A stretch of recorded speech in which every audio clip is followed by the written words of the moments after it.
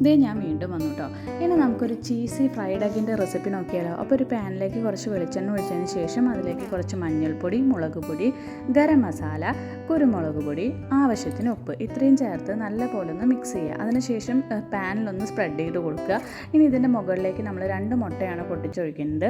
ഉണ്ണിക്കുട്ടി കൊണ്ട് പേടിക്കേണ്ട, നമ്മളിത് തിരിച്ചിടാനുള്ളതാണ്. അപ്പോൾ 2 മുട്ട ഞാൻ പൊട്ടിച്ചൊഴിച്ചതിന് ശേഷം അതിൻ്റെ മുകളിലേക്ക് ഒരു നുള്ളു മുളക് പൊടിയും കുരുമുളക് പൊടിയും ഗരം മസാലയും കൂടി ഇട്ട് കൊടുത്തതിന് ശേഷം ഒന്ന് മൊരിച്ച് വരുമ്പോൾ തിരിച്ചിടുക. ഇനി അതിൻ്റെ മുകളിലേക്ക് നമ്മൾ ചീസാണ്, ഞാനിവിടെ മൊസറല്ല ചീസാണ് യൂസ് ചെയ്യുന്നത്. നിങ്ങൾക്ക് ഇഷ്ടമുള്ള ചീസ് യൂസ് ചെയ്യുക കേട്ടോ. അതൊന്ന് മെൽറ്റായി വരുമ്പോൾ മുകളിലേക്ക് കുറച്ച് മല്ലിയിലയും കൂടി ഇട്ട് കൊടുക്കുക. ഇനി ഇതൊന്ന് മടക്കി നല്ല പോലെ ഒന്ന് പ്രസ് ചെയ്ത് കൊടുത്താൽ നമ്മുടെ ചീസി ഫ്രൈഡ് എഗ് റെഡി ആയിട്ടുണ്ട്. ഇനി ഇതൊരു പ്ലേറ്റിലേക്ക് മാറ്റാം.